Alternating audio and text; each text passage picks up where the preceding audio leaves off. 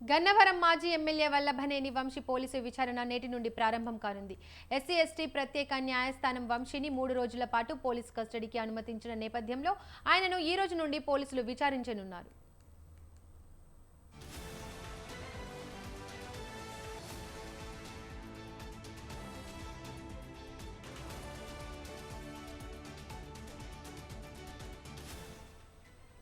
ఉదయం 10 గంటల నుండి సాయంత్రం 5 గంటల వరకు వల్లభనేని వంశీని విచారణ చేయనున్నారు. గన్నవరం టీడీపీ కార్యాలయంపై దాడి కేసులోనూ సత్యవర్ధన్ను కిడ్నాప్ బెదిరించారన్న ఆరోపణలపై వంశీని పోలీసులు అరెస్ట్ చేశారు. ఈ నేపథ్యంలో న్యాయస్థానం సూచన మేరకు న్యాయవాదుల సమక్షంలో విచారణ చేయనున్నారు. ఇక ఇదే అంశానికి సంబంధించి మరిన్ని డీటెయిల్స్ మా ప్రతినిధి సంతోష్ అందిస్తారు. సంతోష్, చెప్పండి.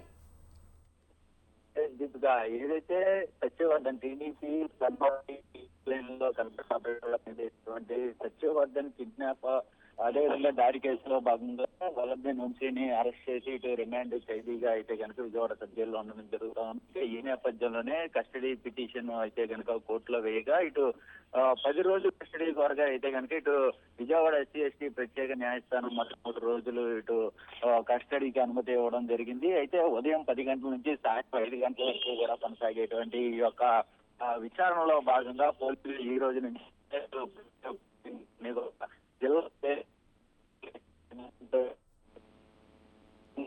విచారణ అనేది కూడా ప్రారంభమైనట్టు తెలుస్తా ఉంది.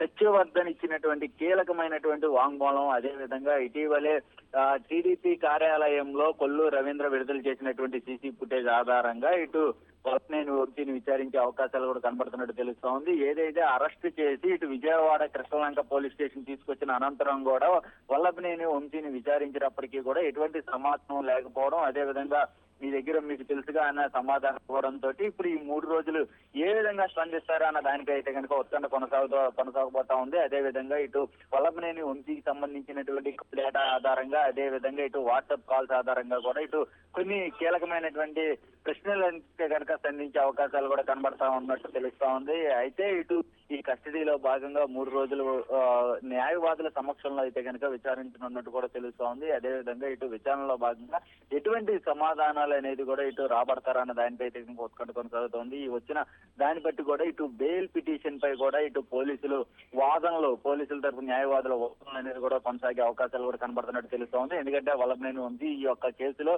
బెయిల్ కావాలి అంటూ కూడా ఇటు కోర్టును ఆశ్రయించడం జరిగింది. ఈ యొక్క కస్టడీ ఆధారంగానే ఇటు బెయిల్ పై కూడా ఆధారపడి ఉన్నట్టు కూడా తెలుస్తా ఉంది. మొత్తంగా చూస్తున్నట్లయితే కనుక వల్లభనేని వంశీ ఈ 3 రోజుల పాటు కూడా ఇటు పోలీసుల విచారణకు అయితే కనుక హాజరవుతున్నట్టు కూడా తెలుస్తా ఉంది. Deepika, thank you Santosh.